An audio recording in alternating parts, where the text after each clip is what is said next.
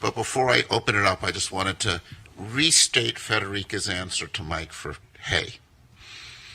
If you know the properties of hay very well, and you go through your haystack and say, I don't know what this is, but it doesn't look like hay.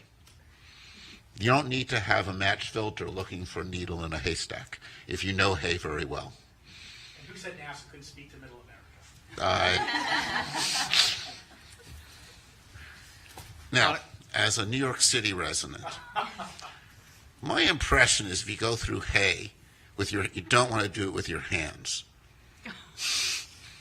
But I defer to you on, yeah.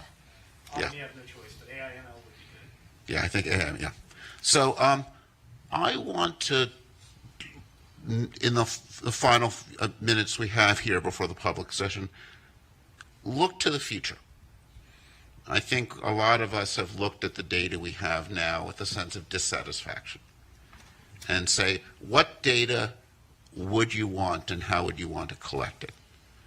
And just think about, we don't need to design the detectors, but think about the characterization that we'd like, what wavelengths we'd like, and just to kind of throw that out as one way to think about what we might want to recommend.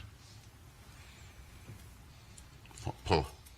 So one thing that strikes me in that question is that I'm not totally certain that we've dedicated our time and effort to looking for anomalies. I think by default there are some science communities that look for things like the genesis of a hurricane or a harmful algal bloom in the ocean or something in interstellar space.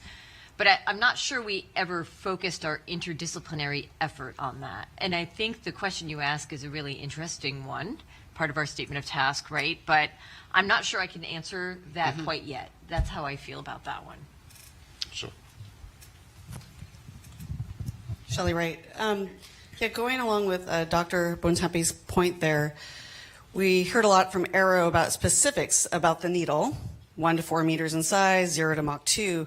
You can then look at NASA's assets, right, and look at its spatial resolution, its spectral resolution, in particular the frame rate. I'm going to get to your question here, Dr. Spergel. You can look at the current NASA assets and try to say which ones could find that needle, the ones that Dr. Kirkpatrick put forward. That analysis has not been done. So one of my recommendations would be for NASA to convene a group and a task force to look at its current assets to calculate what current available data, and current facilities could answer insight into that. Now, to get to your future question, looking at this, I see Walter here, is frame rate. I see a really big issue with frame rate. So if you want to catch fast-moving objects, you need to take quick images. If you want to get to these very small sizes and resolution, depending on altitude, where you're taking your image from ground or space, NASA will likely have to increase its frame rate into its detectors.